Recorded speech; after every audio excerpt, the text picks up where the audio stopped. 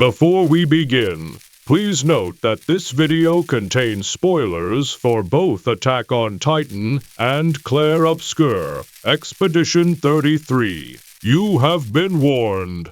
It was a pleasant summer day. I was around 18 or 19 years old, pursuing my degree, and was on a semester break from college. Anime was not new to me. Growing up with Dragon Ball Z and Pokemon ensured that I was forever hooked to anime and manga. Anyways, I remember stumbling upon Attack on Titan while I was searching for a new anime to watch. Naruto and One Piece was too intimidating for me. With its thousands of episodes to catch up on, only one season of Attack on Titan had come out, about 25 episodes. So that seemed doable. Boy oh boy, am I happy I gave it a chance. I mean, in hindsight, I would have eventually watched it anyway, given its current popularity and widespread acclaim. Okay, back to the topic. I was immediately hooked to the premise, and needless to say, episode 4 caught me off guard. Yes, the one where Eren gets eaten by the giant Santa Claus. Although I had my doubts, I was genuinely surprised when it was revealed that Eren was the Attack Titan. Suddenly, the series threw everything out. The possibility that each Titan attacking them was indeed a human became a reality. Then, in later seasons, we are introduced to the people who are hidden in plain sight. Yup, I'm talking about Annie, Berthold, and Reiner. Once we get to know they are Titans as well, and have their own mysterious agenda, things take an interesting turn. For people not familiar with Attack on Titan, for about 100 years, the supposedly last living humans are living behind huge walls erected around their towns and cities to protect themselves from Titans, large mindless humanoid beasts that eat humans. The Titans don't have any private parts, nor do they defecate. It is implied that Titans do not feel hunger, so the fact that they attack and eat humans is a big mystery. Why do they do it? What are the Titans? And also, who built the wall? 'Cause no one is sure of that too. So what are humans doing to fight against the Titans? Enter the Survey Corps, a military group that scouts outside the wall, trying to find the truth behind the Titans, and possibly find a way to defeat the Titans. Now, let's look at the premise of Expedition 33. Here, the humans are living on an island that overlooks the Paintress and her huge totem, where she paints a number every year, and it's a sort of a countdown. Anyone who is of that particular number's age or above gets dusted. Like literally, they disappear into dust. No one knows why she does that, and that presents the world's mystery. Similar to the Titans, whose motives are unknown, Expedition 33 presents us with a Paintress whose motivation is obscured. How did she come to be? Nobody knows. So what are humans doing to fight the Paintress? Enter the expedition. A group of people who travel to the Paintress's location, trying to find the truth behind the Paintress and possibly find a way to defeat her. Once again, I am not saying the whole story is similar. I'm merely pointing out the similarities in the story beats and the way in which it is presented to us. Back to Attack on Titan. Eren, the protagonist, undergoes a major traumatic event in the beginning of the series, when the colossal Titan makes an appearance, creates a large hole in the wall, and disappears. This leads to loads of other Titans entering the town and massacring the people. Eren watches as his mother is eaten by a Titan. This fuels him to join the Survey Corps and also manages to strike a chord with us, the audience. It makes us root for him and makes us hate the Titans even more. Expedition 33 has a similar start.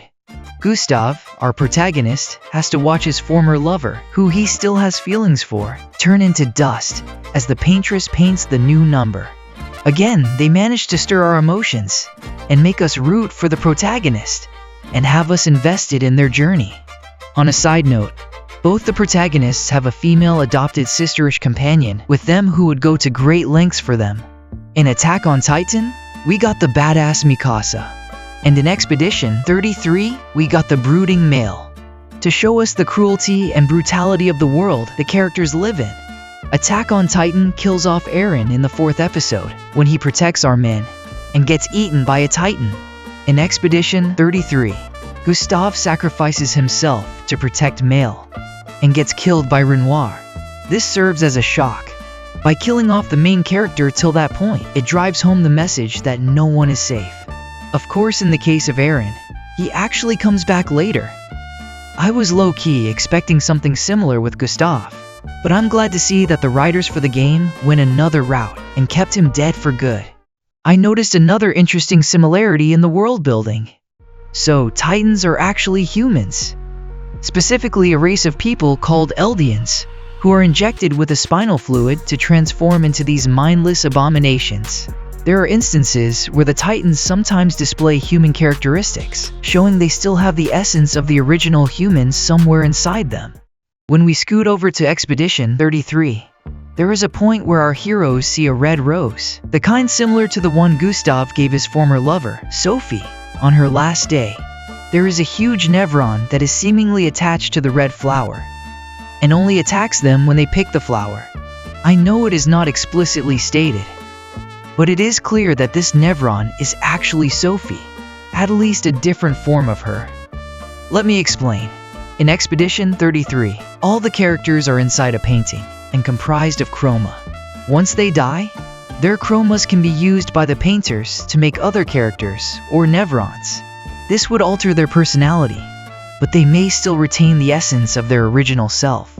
This particular Nevron clearly contains Sophie's chroma in it, and that's why it is attached to the red flower in the garden. Moving on to the next similarity. In Attack on Titan, once they get into the basement and learn the truth about their world, their whole perspective changes. They come to realize that they have been living a lie. Remember how I said humanity is trapped behind giant walls, and Titans have killed all other humans outside? Yeah, that's a lie. Turns out, there are other humans outside their island, and they are technologically advanced and actually hate the people on the island. Suddenly, the entire story is turned on its head. This is not a story about humans fighting against the Titans to save humanity. It's a story of discrimination, of war, of politics. The outside world is fighting a war, and they needed a special power for which they had to send in their spies to the island. And that's how the Colossal and Armored Titan made it inside.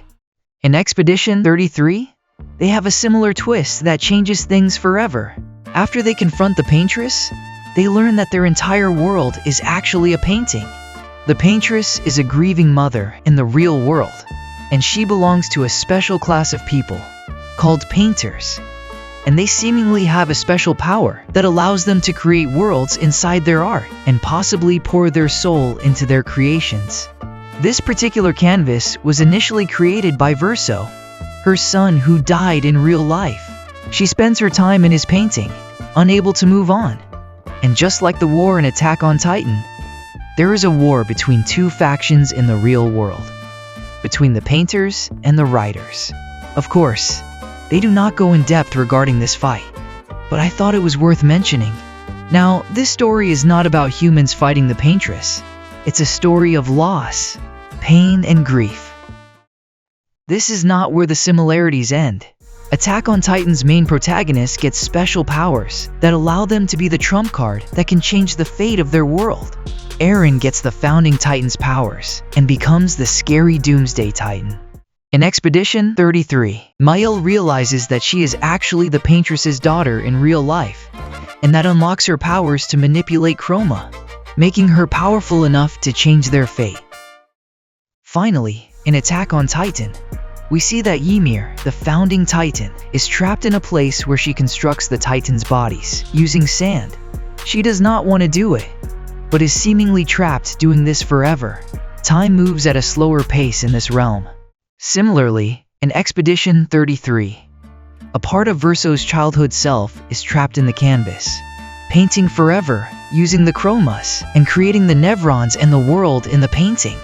They both are eventually freed with compassion. By the way, in Expedition 33, you have a choice to alter the ending, but I prefer to believe destroying the painting to be the canon ending.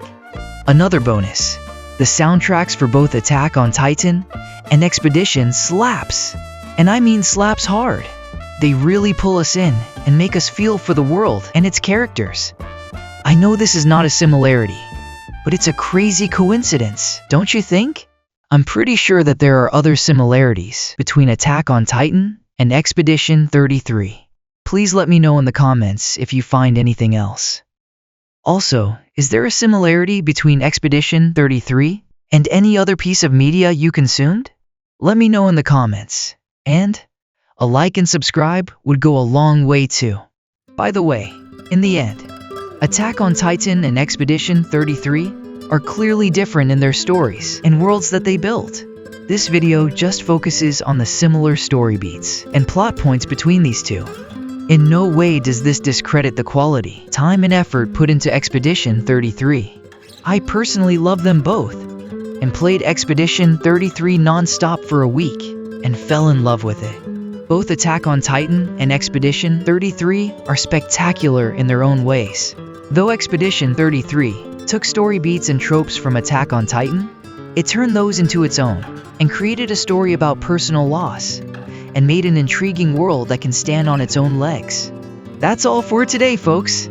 Thanks for watching, and stay painful.